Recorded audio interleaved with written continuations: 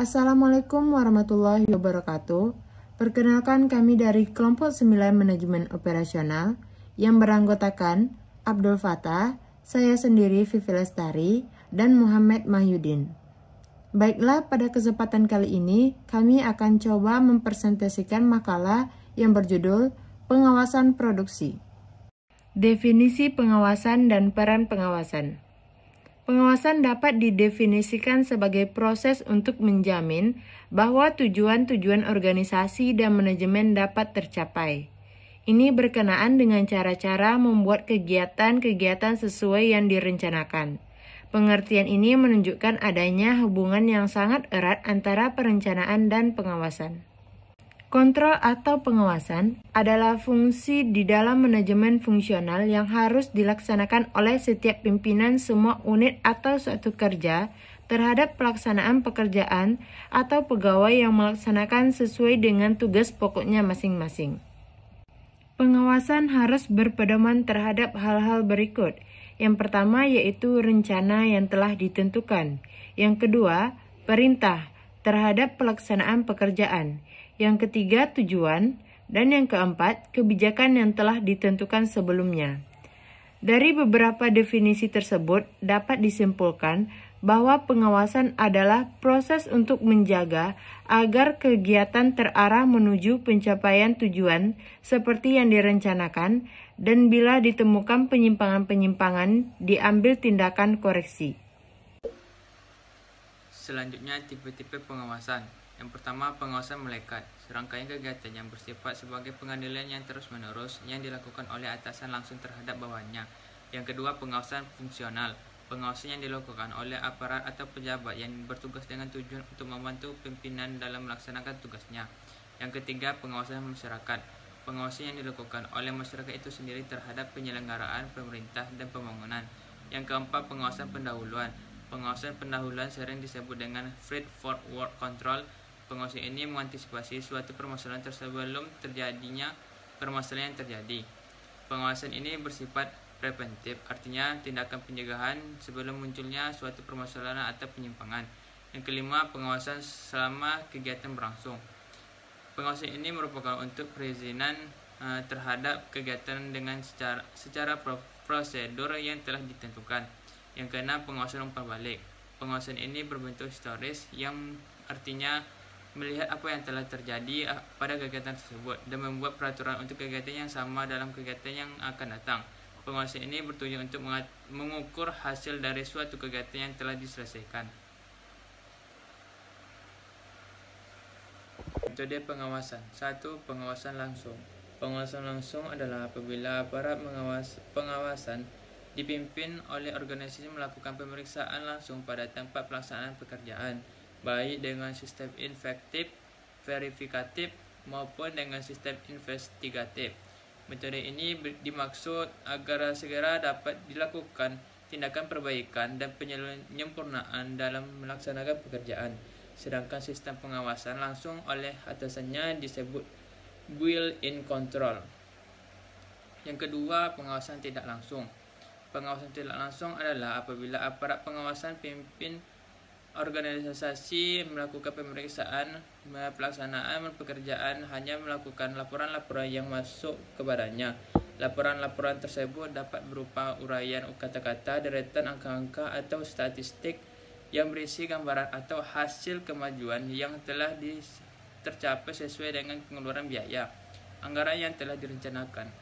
Kelemahan dari pengawasan tidak langsung ini tidak dapat segera mengetahui kesalahan-kesalahan dalam pelaksanaannya, sehingga dapat menimbulkan kerugian yang lebih banyak. Yang ketiga, pengawasan formal. Pengawasan formal adalah pengawasan yang secara formal dilakukan oleh unit atau aparat pengawasan yang bertindak atas nama pimpinan organisasinya atau atasan dari pimpinan organisasi itu, dalam mengetahui kesalahan-kesalahan dalam pelaksanaannya, sehingga dapat menimbulkan kerugian yang lebih banyak. Yang ketiga, pengawasan formal. Pengawasan formal adalah pengawasan yang secara formal dilakukan oleh unit atau aparat pengawasan yang bertindak atas nama pimpinan organisasinya atau atasan dari pimpinan organisasi itu, Dalam pengawasan ini biasanya telah ditentukan prosedur, hubungan, dan tata kerjanya. Yang keempat, pengawasan informal.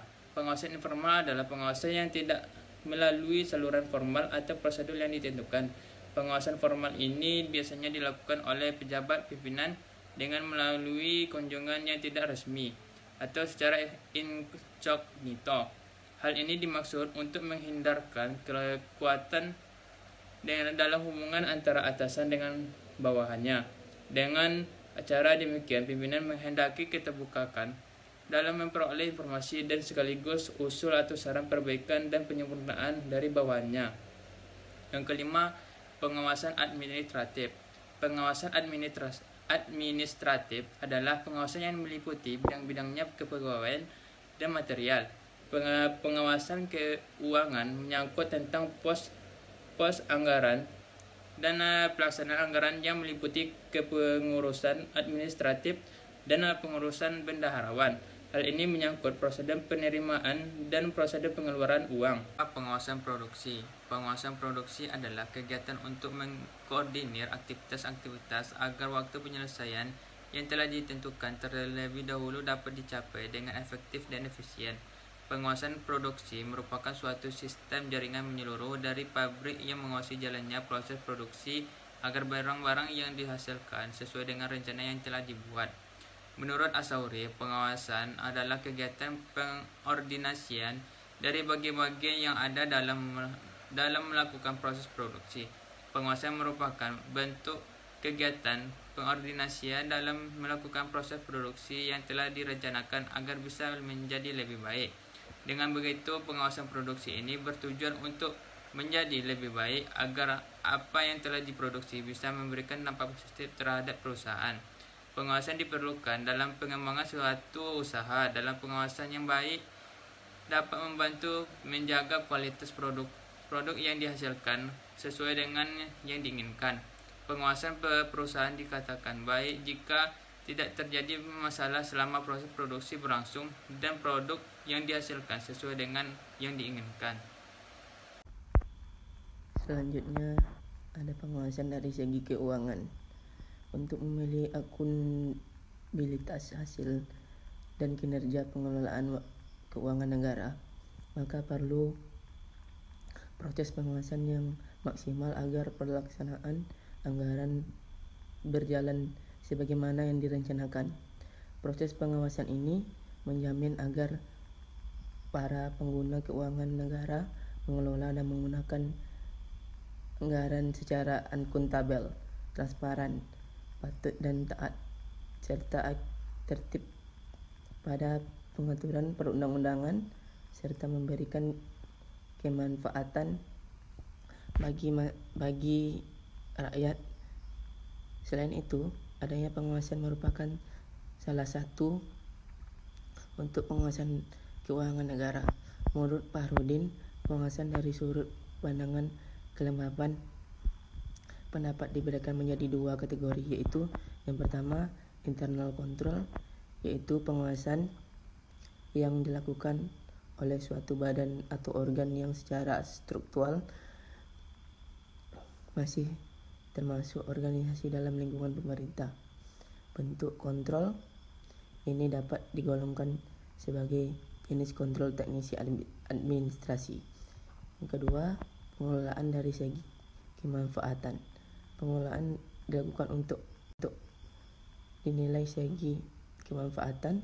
Untuk jenis itu juga memiliki dua kategori, yakni pengawasan represif dan pengawasan preventif atau positif.